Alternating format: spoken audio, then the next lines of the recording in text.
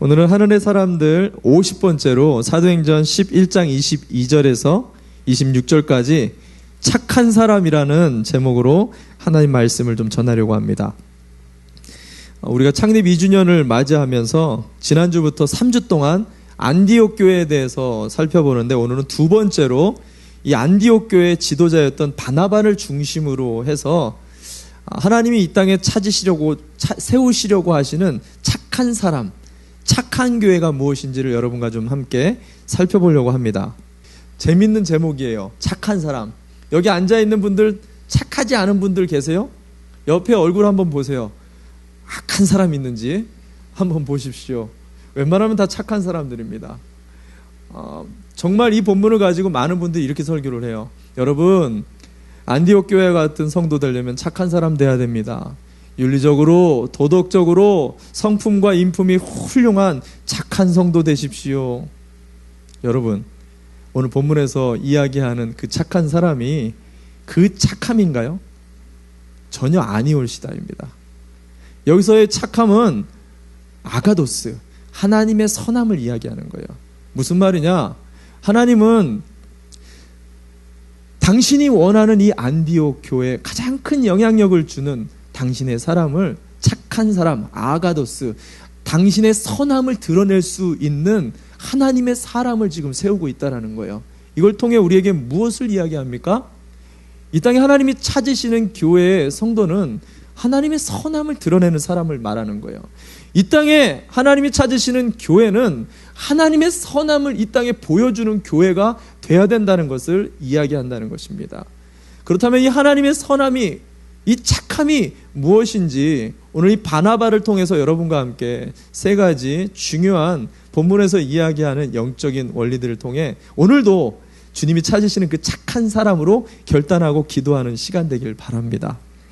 첫 번째, 오늘 하나님은 당신의 선함을 드러내시기 위해 평신도 바나바를 우리에게 보냈다라고 이야기를 합니다. 평신도 바나바. 저는 오늘 이 평신도라는 부분에 대해 주목해서 보길 원합니다. 오늘 본문은 이렇게 시작합니다. 사도행전 11장 22절에 예루살렘 교회가 이 사람들의 소문을 듣고 바나바를 안디옥까지 보내니, 안디옥 지역, 이방 지역에 정말 하나님이 찾으시는 성령 충만한 이방인들의 교회가 만들어졌다는 소식을 듣고 예루살렘 교회에서는 사람을 파견해서 보냈습니다. 그게 누구를 보냈다고요? 바나바를 보냈어요. 이 부분에 있어서도 잘못 설교하시는 분들이 많은데, 바나바 목사님을 보냈다, 바나바 사도를 보냈다, 이렇게 설교하시는 분들이 있어요. 만약 이렇게 설교를 한다면 이것은 하나님의 의도를 가리는 거예요.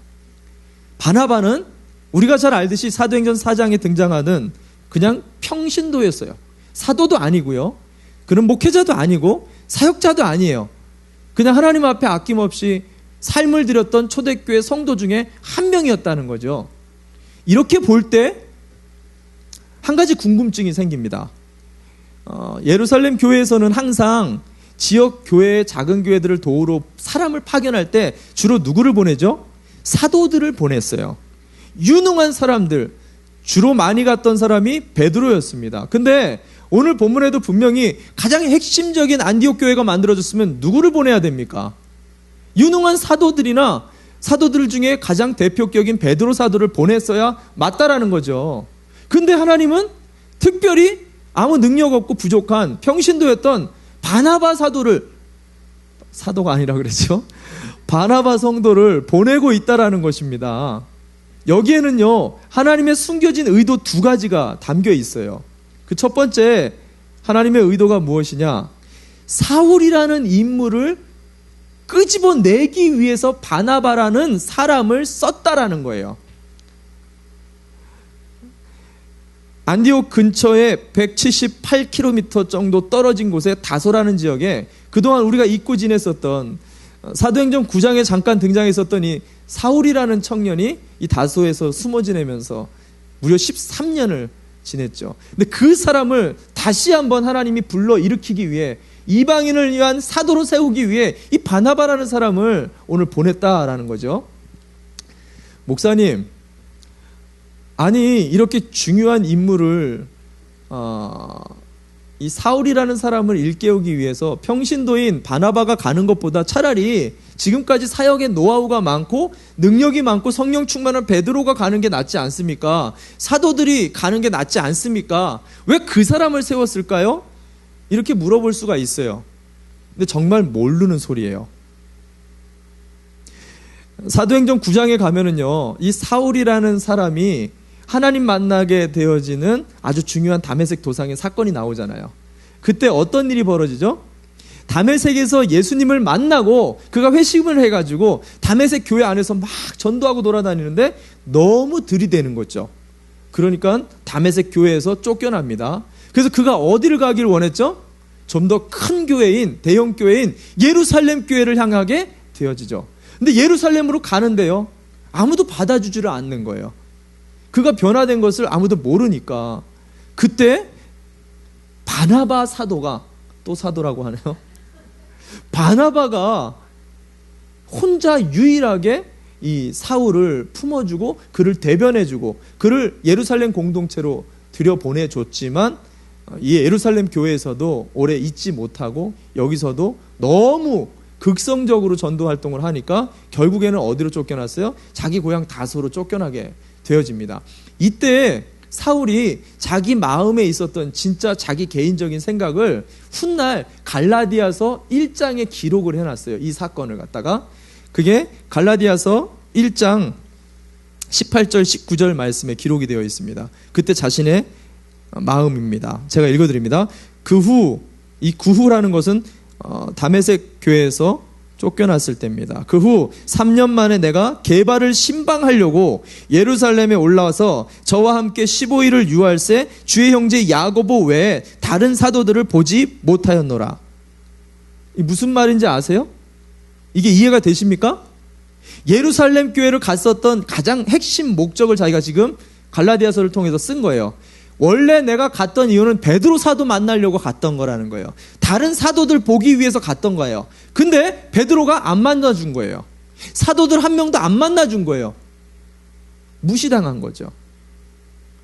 여러분, 사울이 이런 마음을 가지고 있었는데 실제로 2장에, 갈라디아서 2장을 가보면은요, 베드로 사도를 이렇게 책망해요. 개인적인 감정이 있었던 것을 우리는 짐작할 수 있다는 거예요. 그랬었던 사울에게 만약 이 안디옥 교회 지도자로 베드로를 보내거나 다른 12사도 중에 누구 한 명을 보냈다라면 사울이란 사람이 그렇게 쉽게 나올 수 있었겠냐는 거예요.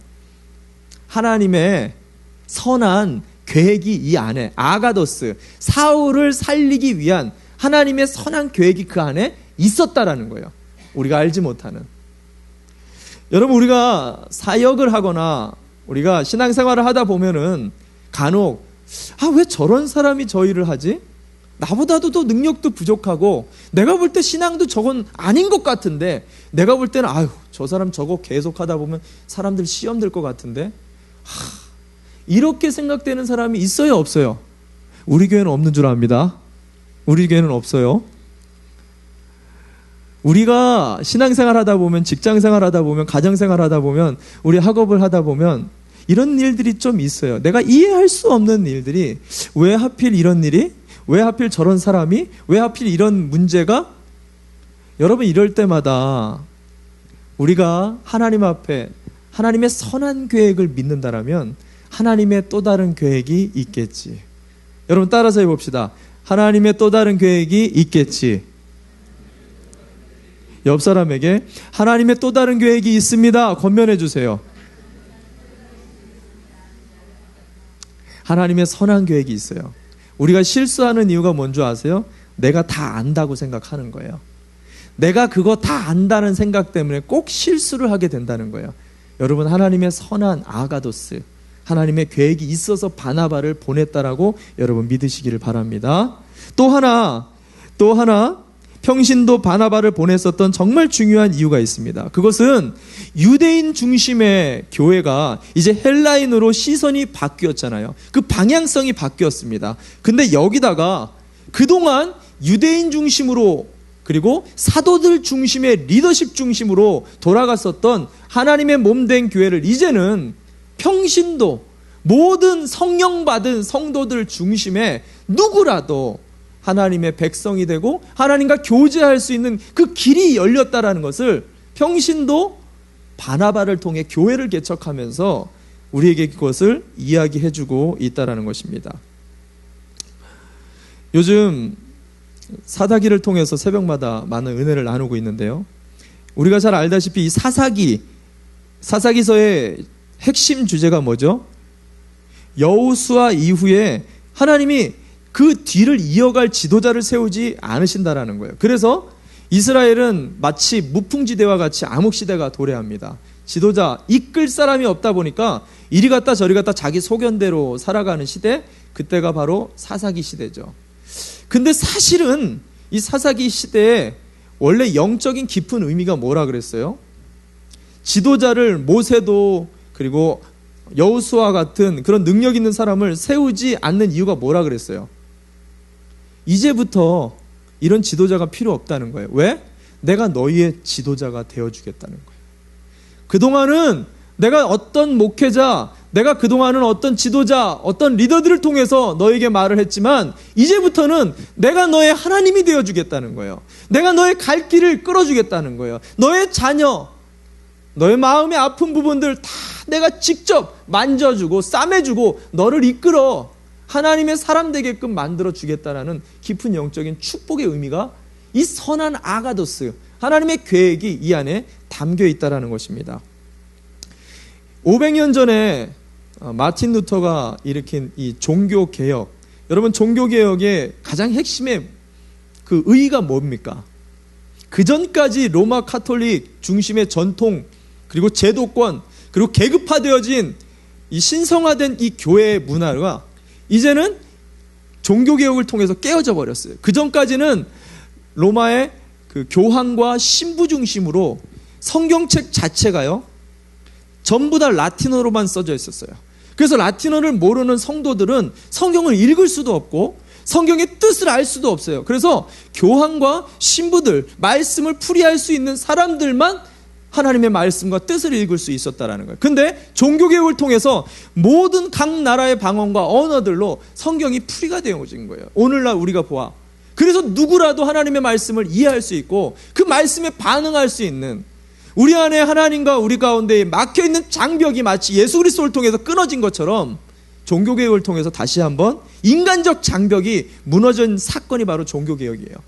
오늘 안디옥 교회에 평신도 바나바를 보내고 있는 이 사건이야말로 마치 종교개혁과 같이 이제는 사도 중심이 아니라는 거예요. 이제는 유대인 중심이 아니라는 거예요. 이제 내가 너와 함께 하겠다라는 거예요. 임마누엘 하나님, 이 놀라운 축복, 하나님의 선한 아가도스의 계획이 오늘 평신도 바나바 가운데 들어있다라는 것입니다.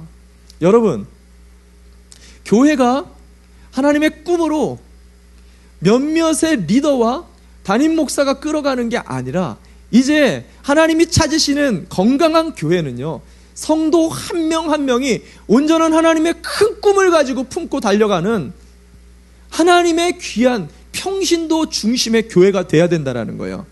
사실 이 평신도라는 단어는요, 성경에는 없어요. 헬라어로는 사실은 이 라오스라는 하나님의 백성이라는 단어에서 파생된 단어인데, 원래 이 평신도라는 이 단어의 뜻은요, 아무것도 갖지 않는 그 신도라는 뜻이 아니라 원래 그냥 하나님의 백성이란 뜻이에요. 성직자든 일반 성도든 똑같은 하나님의 백성이라는 뜻이에요. 근데 시대가 계속되어져 오면서 성직자들이 계급화시키는 거예요. 일반 성도는 똑같아요. 일반 성도들도 이런 건 성직자들이 해야지, 이런 거는 우리가 할 필요가 없어. 그렇게 서로가 서로를 계급화시켜버린 거예요. 그래서 마치 평신도라는 단어가 마치 분리되어져 있는 아무것도 못하는 무능력한 사람인 것처럼 그렇게 정착이 되었는데, 하나님은 오늘 바나바와 같은 정말 하나님의 영으로 충만한 그 평신도 한 명을 통해서 평신도의 의미를 회복시켜 나가고 있다는 거예요. 그걸 통해 이 땅의 교회가 하나님의 참다운 영적인 아가도스, 착한 사람들, 착한 교회로 하나님을 회복되기를 원하신다라는 사실입니다. 저는 우리 교회가 이번 2주년을 맞이하면서 정말 한 성도 한 성도들이 함께 꿈을 꾸길 바라요. 주님이 꾸으셨던 이 땅에 참다운 복음의 꿈을 함께 꾸기를 원합니다. 그 기간으로 여러분 정말 그런 마음으로 기도하며 창립 2주년 감사 예배와 특세에 참여해 주시기를 바랍니다. 바랍니다. 아멘. 두 번째, 오늘 본문의 바나바는 하나님의 선함을 드러내기 위해서 주님께 붙이는 자였다라고 기록하고 있습니다. 주님께 붙이는 자. 여러분, 하나님의 선함은요, 세상 가운데 떨어져 있는 사람들, 또는 세상에 짝 달라붙어 가지고 띄어지지 않는 사람들, 또는 사람에게 붙어 있거나 돈에 붙어 있거나 명예에 붙어 있거나 학교에 붙어 있거나 자신의 인생에 붙어 있거나 건강에 붙어 있는 사람들을 갖다가 전부 다 띄어다가 누구에게로 붙일 선한 계획을 갖고 있느냐? 예수 그리스도께로 접붙임 바 되어지는 계획을 하나님의 아가도스 선한 계획 안에 있다라는 거예요. 이것을 오늘 바나바가 권면과 위로를 통해서 주님께 붙이는 자였다라고 오늘 성경은 기록합니다. 사도행전 11장 23절 말씀 한번 볼까요? 사도행전 11장 23절 제가 읽어드립니다. 저가 이르러 하나님의 은혜를 보고 기뻐하여 모든 사람에게 굳은 마음으로 주께 붙어 있으라 권하니. 그가 안디옥 교회를 이렇게 딱 방문했습니다. 오늘 저처럼 이렇게 교회에 와서 강단에 섰어요. 근데 오늘 성경에 보니까 큰 은혜를 받았습니다. 그가 받은 은혜 두 가지를 우리가 놓치지 않고 볼 필요가 있는데요. 첫 번째 큰 은혜는요, 안디옥 교회에 모인 사람들을 보면서 은혜를 받았어요. 왜냐하면 사도행전 13장 1절에 안디옥 교회의 분포도, 안디옥 교회에 모인 사람들을 소개하는데요, 거기에는 흑인도 있었어요. 거기는 백인도 있었고요, 또 황인종도 있었고요, 거기에는 유대인만 있었던 게 아니라 헬라인도 있고요, 각종 각색의 이방인들도 있었던 거예요. 여러 나라의 문화와 다양한 인종들이 섞여가지고 완전 난리법석의 사람들이 모여있는데 이들이 한 마음으로 누구를 찬양해요? 예수 그리스도를, 하나님을 찬양하면서 예배를 드리고 있는 거예요. 이게 바나바에게는 이해가 되지 않는 거예요. 유대 환경 속에서만 자라던 단일 민족의 사람이었던 이 바나바는, 아니 어떻게 이렇게 다양한 사람들이 어떻게 이렇게 서로 다른 언어와 서로 다른 문화와 성격을 가지고 어떻게 이렇게 한 마음으로 하나님을 찬양해? 야, 이건 하나님의 은혜가 아니고서는 있을 수 없는 일이야. 바나바가 이것에 감동해서 은혜를 받은 거예요. 또 한 가지 감동해서 은혜를 받은 게 뭐냐? 고난 중에 은혜를 간절하게 붙드는 그들의 삶의 모습을 보면서 이가 은혜를 받은 거예요. 보세요. 그들이 많은 핍박과 어려움 가운데 이 안디옥이라는 이 도시 자체는요, 당시 로마가 정복한 도시 중에 세 번째로 가장 큰 도시였어요. 그러니까 지금으로 말하면 한국에서 아메리칸 드림을 갖고 있잖아요. 미국과 같은 도시가 바로 이 안디옥이었어요. 고난과 핍박과 어려움이 있는데 우리가 안디옥만 가면 좀 좋아질 거야 라는 꿈을 가지고 나름 기대를 가지고 온 사람들이었습니다. 근데 와보니까 어때요? 언어가 통하진 않아요. 문화가 달라요. 사람들이 이것 때문에 모든 걸 다 버리고 왔기 때문에 가난했어요. 수많은 수치와 모욕과 어려움이 이중, 삼중, 가난과 겹치면서 이루 말할 수 없는 고통을 당하면서 살고 있더라는 거예요. 하나님의 사람들이. 그걸 보는데요, 이 사람들이 예배를 드리는데 하나님 은혜가 없이는 내가 이 이민 땅에서 살 수가 없습니다. 그 고백을 하고 있더라는 거예요. 그들의 눈물을 보는데 바나바가 은혜를 받은 거예요. 이게 하나님의 은혜구나. 이 은혜의 장면을 보면서 바나바가 그들의 마음을 붙잡아주는 귀한 설교를 시작했다라는 것입니다. 저는 이민 생활을 하면서요, 우리가 드리는 이 이민교회 예배가 딱 이런 모습이다라는 생각을 하게 됐어요. 아메리칸 드림 하나만을 꿈꾸면서 왔는데 언어와 문화, 인종, 다른 곳에서 온 이 수많은 사람들의 차별과 스트레스를 받으면서, 사실은 우리의 사이클이 그러잖아요. 월요일 새벽에 나가가지고 매일 밤 늦게 들어옵니다. 월요일부터 금요일, 좀 심할 때는 토요일까지 그렇게 일을 해야 합니다. 그리고는 그렇게 바쁘고 분주하게 살아가다가 주일날 정말 어렵게 시간 내서 나오면 이 예배가 그냥 눈물이 나는 거예요.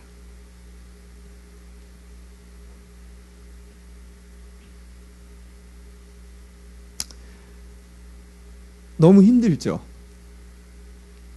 여러분은 이런 사람들에게 어떤 위로와 권면을 할 수 있겠습니까?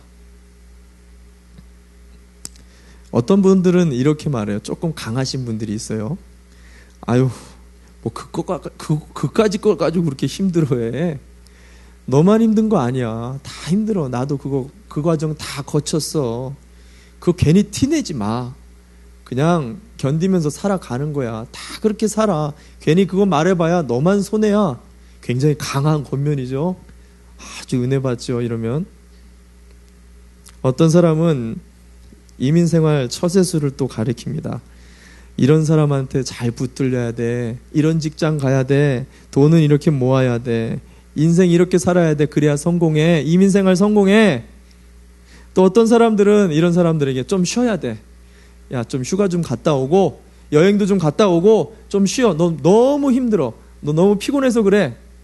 각양각색의 자기의 아메리칸 라이프를 갖다가 이렇게 권면도 하고 위로도 하면서 주변 사람들을 우리가 세워나갈 수도 있겠죠. 근데 여러분, 오늘 이 안디옥 교회 은혜가 넘치는 어려움 중에도 주님을 붙잡으려고 노력하는 그들에게 바나바가 뭐라고 권면하고 있는지를 우리는 주목해 볼 필요가 있습니다. 여러분, 지금 여러분을 끌어가고 있는 건 하나님의 은혜예요. 그 은혜 위에 마음을 굳게 하셔야 됩니다. 다른 게 아니에요. 그 은혜 위에 여러분의 마음을 흔들리지 않게 굳은 마음으로 끝까지 승리할 수 있는 길은 오직 예수 그리스도께 접붙임 바 되는, 예수님께 딱 달라붙어 신앙생활 열심히 하는 수밖에는 없습니다. 지금 이 말씀으로 권면하고 있다라는 거예요. 여러분, 이것이야말로 바나바를 위해 안디옥 교회에 보낸 하나님의 선한 계획을 이야기하고 있다는 것입니다. 우리는 배우자와 자녀들을 위해서 기도할 때 이렇게 기도합니다. 좋은 직장을 주십시오. 좋은 학교, 좋은 사람들에게 우리의 자녀와 배우자와 우리의 이웃들, 친척들이 붙기를 원합니다. 물론 이런 기도 제목들도 다 중요합니다.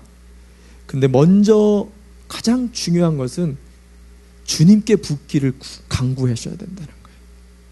주님께 딱 달라붙어 있는 우리의 자녀들, 주님께 딱 붙어 있는 우리 배우자들, 주님으로 인하여 은혜 위에 서는 방법을 배우며 살아가는 우리의 가정과 우리의 남은 생애가 되기를 간절하게 기도하셔야 된다는 거예요. 한 집사님이 이렇게 기도하는 것을 들었어요. 자녀가 여러 가지 많은 기도 제목 중에 좋은 기숙사, 좋은 아파트, 좋은 렌트 했으면 좋겠다고 기도 제목을 내놓는 거예요. 야, 이 집사님 참 재밌다. 왜냐? 아니, 좋은 학교를 가는 제목도 아니고, 좋은 직장에 들어가는 것도 아니고, 뭐 좋은 진로를 위한 제목도 아니고, 무슨 기숙사 아파트에 들어가는데 그렇게 좋은 기숙사, 좋은 아파트를 구할까? 이유인즉 들어봤어요. 그랬더니 진짜 원하는 것은 정말 예수 그리스도에 붙들린 사람들이 있는 룸메이트를 원했던 거예요. 내 아들이 이런데 저런데 가는 게 정말 중요한데, 그거보다 제일 먼저 중요한 거는 예수님께 접붙이는 게 가장 중요하다고 생각한다는 거예요. 그래서 예수 믿는 사람들께 접붙임 받는 게 가장 중요한 기도 제목이라는 거예요. 할렐루야! 여러분, 예수님께 붙들리는 것, 그것보다 더 급하고 중요한 게 없는 것을 여러분 반드시 기억하시기 바랍니다. 중국 선교사 허드슨 테일러를 여러분 아실 겁니다. 그가 선교로 처음에 중국으로 올 때요, 참 많은 어려움들이 있었습니다. 중국에 도착하자마자 자신의 맏딸 8살짜리 그레이시가 갑자기 이유도 없이 죽게 됩니다. 이어서 상해로 이동을 하는데 그 배 안에서 둘째 아들 5살 난 아들이 죽게 됩니다. 또 조금 지나자 태어난 지 6개월밖에 안 된 막내 아들이 죽게 되어집니다. 이런 수많은 충격과 고통으로 결국 아내마저 꽃다운 나이 33살에 죽게 되어집니다. 타국에서 언어도 통하지 않고 의지할 사람도 하나도 없는 허드슨 테일러는 그 순간 엄청난 고통과 아픔, 이루 말할 수 없는 죽음의 순간을 통과하면서 그가 이렇게 고백을 합니다. 저의 눈물은 날마다 그칠 줄 모르지만 여전히 하나님께 내가 감사할 수 있는 것은 바로 저에게 주신 요한복음 15장 5절 말씀 때문입니다. 나는 포도나무요 너희는 가지라. 그가 내 안에 내가 그 안에 거하면 사람이 열매를 많이 맺나니 나를 떠나서는 너희가 아무것도 할 수 없습니다. 이 말씀을 묵상할 때마다 그렇게 많은 위로가 되더라는 거예요. 그렇게 많은 하나님의 격려가 자기의 마음을 붙들더라는 거예요. 그러면서 뭐라고 얘기하냐면, 여러분, 하인에게 값싼 물건을 사러 보내던, 가장 비싼 물건을 사러 보내건 큰 문제가 되지 않습니다. 왜냐? 주인에게는 반드시 그 물건에 합당한 대가를 줄 것이기 때문입니다. 무슨 말이냐면, 하나님께 붙어만 있다면 아무리 힘든 일이 있어도 반드시 하나님이 우리를 인도해 주실 거라는 것이에요. 아무리 어려운 처지에 처하게 된다 할지라도 마땅히 우리에게 감당할 수 있는 은혜를 부어 주실 거라는 거예요. 고통과 시련 가운데 처하게 하신다 해도 마땅히 그것을 감내할 수 있는 힘과 능력들을 주실 그 하나님을 믿게 됐다라는 것입니다. 주님께 붙어 있을 때.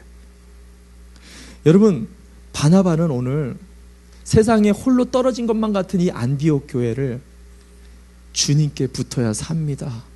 하늘의 위로와 권면을 해주었다. 하나님의 선함을 드러내 주었다. 성경은 우리에게 기록하고 있다는 것입니다. 뿐만 아니라 바나바는 조금 더 나아가 다소까지 가서 예루살렘 공동체로부터 떨어져 있는 이 사울이라는 청년을 다시 예수님께 붙여 나갑니다. 조금 더 나아가가지고 그는 선교 공동체로부터 떨어진 이 마가까지도 바나바는 주님께로 붙여서 그의 영혼을 살려 나가고 있다는 것입니다. 착한 사람, 세상 속에 홀로 떨어져 있는 사람, 분리되어 있는 사람, 잘못 붙어 있는, 정말 주님이 찾으시는 그 한 영혼은 오늘도 세상의 본질, 우리를 살릴 수 있는 영원한 예수 그리스도의 생명에 접붙이게 하는 사람, 그 사람이 바로 아가도스, 착한 사람, 주님의 교회, 주님이 오늘도 찾으시는 하늘의 사람이라고 오늘 성경은 이야기한다는 것입니다. 저와 여러분이 윤리적으로, 도덕적으로, 성품적으로 참 귀한 착한 사람이 되는 것도 좋습니다. 그러나 정말 하나님이 원하시는 착한 사람은 한 영혼을 예수님께로 인도하는 사람이에요.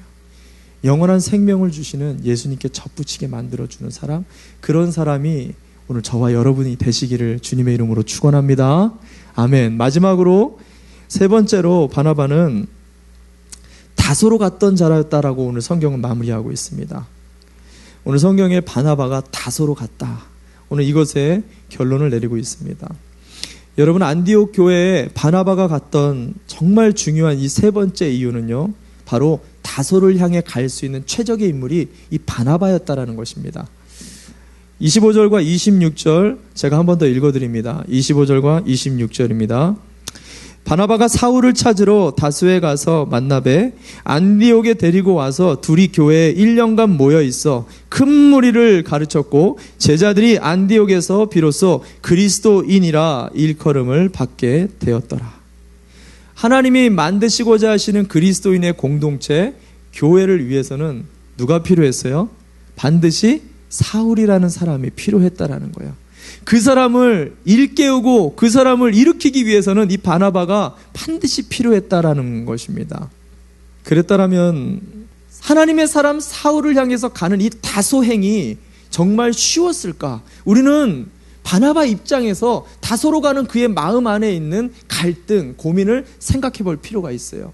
세 가지 정도 바나바 안에는 엄청난 장벽이 발생했어요. 그 첫 번째가 뭐냐면 사람에 대한 두려움이 바나바 안에는 있었다라는 것입니다. 여러분, 사울이라는 인물을 우리가 너무 잘 알고 있어요. 사울은 다메섹과 예루살렘 교회에서 어떻게 보면 좀 사고를 치다가 쫓겨나다시피 해서 고향 다소로 갔었던, 그리고 무려 13년 동안이나 아무도 그를 찾지를 않았어요. 한마디로 얘기하면 교회에서는 문제투성이의 성도로 낙인이 찍힌 거죠. 근데 여러분 생각해 보세요. 교회를 개척합니다. 근데 개척교회 그 몇 안 되는 사람들 중에 여러분 생각 같으면 사고뭉치라고 소문난 사람을 갖다가 모셔오겠어요? 데리고 오겠어요? 아니죠. 여러분 개척교회는요, 사람 한 명 때문에 어느 날 갑자기 없어지기도 하는 게 개척교회 아닙니까? 근데 오늘 바나바는 그 사울을 향해 나가고 있다는 거예요. 뭐예요? 당신 안에 있는, 자기 안에 있는 두려움을 넘어섰다라는 거예요. 또 한 가지 그 안에 있었던 장벽은 사울이 너무 똑똑했다라는 거예요. 사울은 가말리엘 최고의 문화생이었습니다. 어떻게 보면 바나바는 좋은 사역자였지만 사울은 매우 총명하고 유능한 사역자였다는 것입니다. 그래서 그 똑똑함에 자칫 잘못하면 이 바나바가 주도권을 뺏길 수도 있는 위험을 아마 바나바는 직감했을 거예요. 직감이 그대로 맞아 떨어지죠. 얼마 후에 사역의 주도권이 실제로 사울에게 빼앗기게 됩니다. 그리고 처음에는 바나바가 끌고 가지만 나중에는 이제 사울에게 끌려다니는 사람이 되죠. 그럼에도 불구하고, 그것이 뻔히 보이는데도 불구하고 이 바나바라는 사람은요, 사울을 끌고 와요. 왜? 자기 자신의 자존감을 넘어서버린 거예요. 또 한 가지 그가 넘어선 것은 지역적인 부담감이었습니다. 여러분, 아까도 이야기했지만 이 안디옥에서부터 다소까지의 거리는 약 178km나 되어집니다. 그냥 178km가 아니라 이 중간에는 아마누스라는 큰 장벽이 있었어요. 큰 산맥, 어마어마한 험악한 산이 버티고 있었는데 이 높이가요, 해발 약 3,800m나 되어집니다. 제가 이렇게 얘기하면 별로 이렇게 그게 어느 정도 높이야 이렇게 얘기를 할 텐데, 대략 가장 높은 산에 오르면 호흡이 거칠어져요. 그러면서 고산병이 발생하고 어지러움증과 호흡이 곤란해지면서 구토, 설사 등을 하게 되면서 오한, 추위를 타게 되어지죠. 그러다가 사망에 이르는 그 고산병이 발생하는 지역이었어요. 넘다가 죽을 수도 있었어요.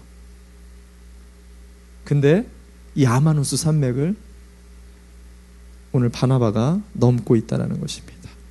한마디로 무슨 말이냐면요, 다소로 가는 길은 쉽지 않은 길이었다는 거예요. 수많은 장벽이 바나바의 마음 가운데 있었다는 거예요. 근데 저는 이 말씀을 묵상하는데 참 은혜가 된 게 있어요. 그게 뭐냐면 바나바의 이런 염려나 고민이 전혀 성경에 나오지 않고 있다는 거예요. 그냥 말없이 다소로 향하고 있다는 거예요. 무슨 말이에요? 바나바가 그런 사람이었다는 거예요. 안디옥 교회 지도자는 이런 사람이었다는 거예요. 이런 착한 사람, 하나님의 아가도스, 선함을 위해 모든 장벽을 뛰어넘을 수 있는 사람, 그 사람이 오늘 바나바였다라고 성경은 우리에게 이야기한다는 것입니다.